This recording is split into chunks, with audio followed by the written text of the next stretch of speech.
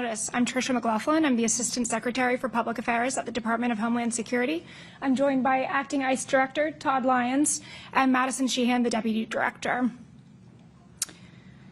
Thank you for joining us to address a diplomatic and military security operation that was conducted yesterday by the U.S. government.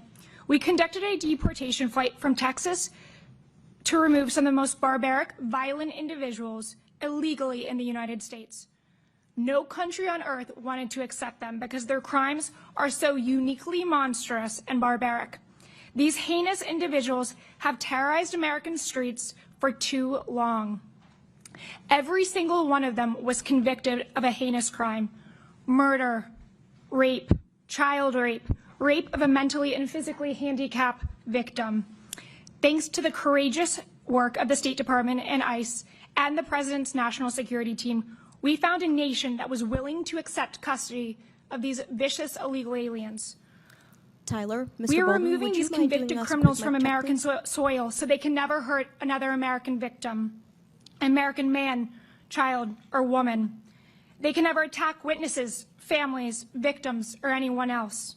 Now, a local judge in Massachusetts is trying to force the United States to bring back these uniquely barbaric monsters who present a clear and present threat to the safety of the American people and American victims. While we are fully compliant with the law and court orders, it is absolutely absurd for a district judge to try to dictate the foreign policy and national security of the United States of America. These are the monsters that the district judge is trying to protect. The contrast is brutally stark. President Trump and Secretary Noem are working every single day to get these vicious criminals off of American streets. And while activist judges are on the other side fighting to get them back onto United States soil. Before I turn it over to Acting Director Todd Lyons, I would like to remind the journalists in this very room to do your job. We gave you the names of these monsters as you have right in front of you. Now tell the stories of the innocent Americans who they victimized. I implore you to stop doing the bidding of these disgusting individuals. Tell the stories of the innocents. It's the American victims who actually matter. Todd. Good morning, thank you. So these individuals that are up here today, these represent the true national security threats and public safety threats that ICE officers and agents nationwide go after. I just want to go over a few of the highlighted cases that you all have in front of you. So, for instance, we have an individual that's convicted of homicide and armed robbery and served 15 years in confinement. Due to countries that won't take their citizens back, this individual was released back into the community under ICE supervision to prey upon people again. Another individual sentenced to life in confinement, convicted of first-degree murder. His country would not take him back, forcing ICE to have to re-release him back into the community to re-offend. As Tricia highlighted before, we have an individual that raped and sexually assaulted a mentally handicapped victim. Because his country would not take him back, ICE had to find a third country to take him back so we can remove this public safety threat. You know, as a career law enforcement officer and a career officer with ICE, I've been dealing with these recalcitrant countries for years, having to see repeated murderers, sex offenders, violent criminals re-released back into the United States because their home countries would not take them back. Yet under President Trump and under the leadership of Secretary Noem, we are now able to remove these public safety threats so they won't pry on the community anymore and they won't have any more victims in the United States. With that, I'll turn it over to my Deputy Director, Madison Sheehan. First of all, ICE would like to thank President Trump and Secretary Noem for their steadfast commitment to the American people and the men and women of ICE. Our commitment here at ICE remains the same, that we will remove the worst of the worst from your communities, including the list of people that are up on this board.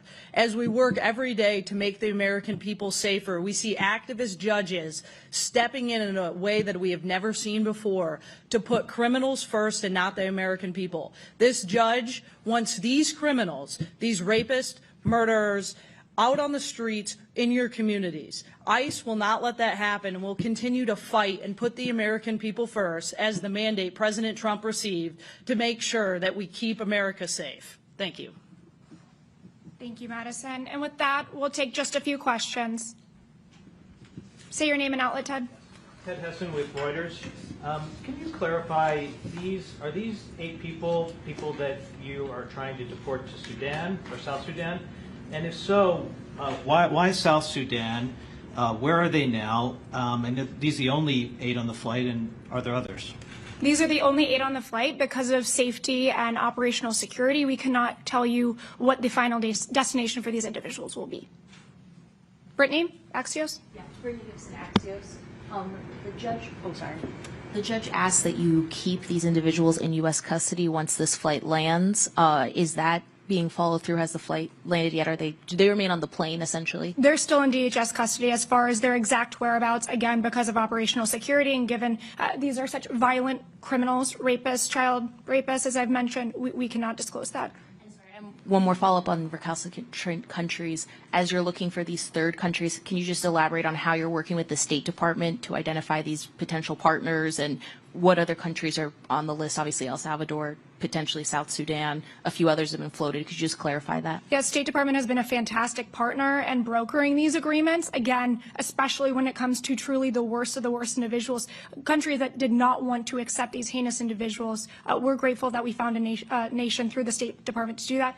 Todd, would you like to speak further to these? No, I would just like to say that, these individuals did receive due process. The Safe Third Country Agreement is in the Immigration Nationality Act, which was enacted by Congress. So as I said, throughout my career with ICE and being a career law enforcement officer in immigration, we've dealt with these recalcitrant countries for years. And I would just say that through the partnership with the State Department, with Secretary Rubio, and under Secretary Noem's leadership and vision, we're able to do this under this administration to remove these public safety threats. And I would just like to take the time to thank, the men and women of ICE who put their lives on the line every day, the officers of our special response teams and our high-risk teams that do transportation of these individuals. These are the most violent people that are in the U.S. These are the ones that you don't want in your community. These are the ones that we prioritize every day. So again, under those partnerships, we're able to go ahead and remove these public safety threats from the community. Julia?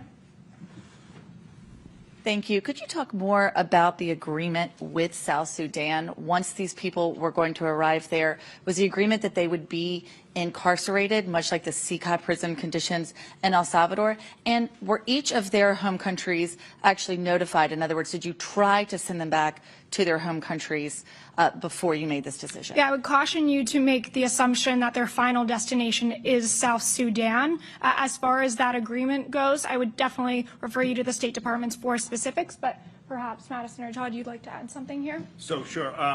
Yes, I can say that their home countries refuse to take these individuals back. ICE is bound by Zavidas, which is a Supreme Court decision. Again, I've always said ICE detention isn't punitive. We detain and remove. After 6 months or 180 days, if we don't have a country that'll take their citizens back, we do have an option to find a safe third country.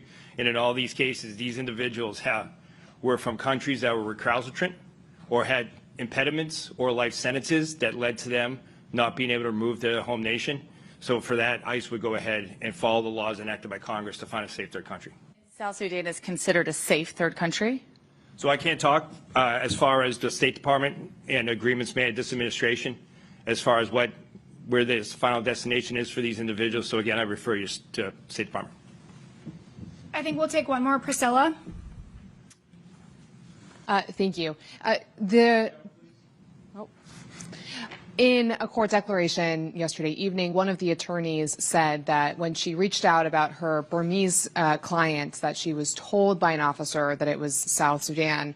So can you confirm that it is one of the countries, at the very least, that you are working with to accept these nationals, and anything more that you can share about the process by which immigrants in detention are being notified if they're going to be sent to a third country and what that looks like? Yeah, absolutely. We are following due process under the U.S. Constitution. These individuals have been given, and their lawyers have been given, plenty of prior notice as far as those actual agreements. We can get back to you with more information from the State Department. Todd, anything to add there? No, I would just say the same thing that, ICE, we do follow the current laws and restrictions that do bar us by safe third countries. And I would just say that I would refer you to the State Department, not necessarily on any final destination that these individuals may not be going to, but State Department has a multitude of countries that they are working with for safe third countries. So I'll refer you back to State Department. Just one quick question.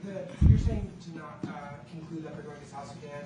DHS is streaming this press conference right now. Sure. With the headline that says DHS press conference on migrant flight to South Sudan. Sure. So is the department then confirming that this flight is going to South Sudan? We're confirming the fact that that's not their final destination. So, I mean, we have deportation flights that logistically move domestically within the United States. That doesn't mean that their last stop is internally within the interior of our country. So, absolutely not. But before we leave, you'll note that we gave you the names of these heinous individuals, but we didn't say them out loud. But what we should be saying out loud is the name of the American victims, these people who they've victimized. And I've rarely seen anyone in our press corps actually write about American victims. So I would encourage you, I would implore you to start writing about Americans and not just doing the bidding of these disgusting individuals. Thank you for your time today, and we'll see you next time. Can you just clarify, has the flight actually left the United States? Is it? Yes, ma'am. Okay. It left yesterday.